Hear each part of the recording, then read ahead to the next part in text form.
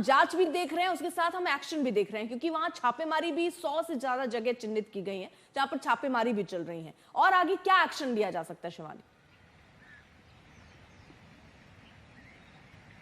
अर्पिता और नेहा, मैं आपको बता दूं कि लगातार जब हम बात कर रहे हैं उस वक्त भी काउंटर टेरर ऑपरेशंस जारी हैं और ये सब कोऑर्डिनेटेड ऑपरेशंस हैं जिसमें भारतीय सुरक्षा बल एक साथ मिलकर एक तालमेल के साथ एक स्ट्रेटेजिक प्लानिंग के तहत इन ठिकानों को अपना निशाना बना रहे हैं और धीरे धीरे ये इन्फॉर्मेशन अपडेट की जाएगी क्योंकि ये संवेदनशील मामला है। आपने देखा होगा नई दिल्ली में किस तरह से प्रधानमंत्री नरेंद्र मोदी लगातार एक पर्सनल रिव्यू कर रहे हैं। कई उन्होंने मीटिंग्स की हैं। रक्षा मंत्री राजनाथ सिंह ने उन्हें कई बार ब्रीफ किया, 2 बार सीसीएस हो चुकी है, सीडीएस, एनएसए और सभी सर्विस चीफ्स ने भी प्रधानमंत्री को पूरी ब्रीफिंग दी है। तो लगातार तीनों ही सेनाओं के अंग मिलकर इस ऑपरेशन को अंजाम दे रहे हैं और जिस तरह से प्रधानमंत्री नरेंद्र मोदी की सीसीएस के बाद ये बात निकलकर सामने आई थी कि सेनाओं को एक ऑपरेशनल फ्रीडम दी गई है और पूरी तरह से अब सेनाओं पर छोड़ दिया गया है कि किस तरह की स्ट्राइक वो करना चाहेंगे, लेकिन ये वक्त उनका होगा, अपने हिसाब से वो तय करेंगे। लेकिन जाहिर तौर पर जो अंदर जो काउंटर टेरर अटैक्स हैं, चाहे वो बैसारन के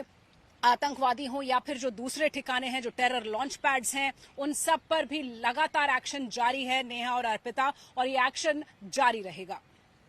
ठीक है, बने रहिए हमारे साथ। तमाम संवाददाता हमें जानकारी दे रहे हैं क्योंकि जांच तो चल ही रही है अर्पिता, इसके साथ साथ अलग अलग जगहों पर एक्शन भी जारी है। मेरी सहयोगी जुड़ी हुई हैं कमलजीत तमाम जानकारी के साथ। कमलजीत, एनआईए की टीम बाकी एजेंसियों के साथ मिलकर जांच को पूरी कर रही है। 3D मैपिंग कल की गई थी, आज एनआईए की टीम किस तरीके से जांच को आगे बढ़ा सकती है? इसमें वो जगह तो है ही जहां पर हमला किया गया था, इसके अलावा कुछ और भी अन्य जगह जुड़ी हुई हैं? देखिए, खासतौर पे बायसारन का जो इलाका है वहां पे पूरी तरह से देखा गया है क्योंकि एक तो एंट्री रूट है और किस तरह से ये पूरा जो घटनाक्रम को अंजाम दिया गया है, खासतौर पे आतंकी कहां से आए, एंट्री एग्जिट रूट को ब्लॉक किया गया, कितने लोगों को कहां मारा गया, एक सीक्वेंस ऑफ इवेंट्स है वो डीजी एनआईए को ब्रीफ किया जाएगा, खासतौर पे कहां पे कौन सा वेपन, और वहां पे उन्होंने एक वाइट मार्किंग और मार्किंग जरूर कर दी है कि जहां जहां ये बॉडीज मिली थी, रिकवर हुई थी, खासतौर पे जो प्राइम आई विटनेस अकाउंट्स है उनसे बात किया जाएगा। और खासतौर पे अगर हम बात करें, जो ये बात करा रहे हैं कि कहां से एग्जिट रूट रहा होगा आतंकियों का, कहां पे जाके छिप सकते हैं, ये सारी जो चीजें हैं वो एक चीज है। दूसरी चीज जो सामने आ रही है वो ये है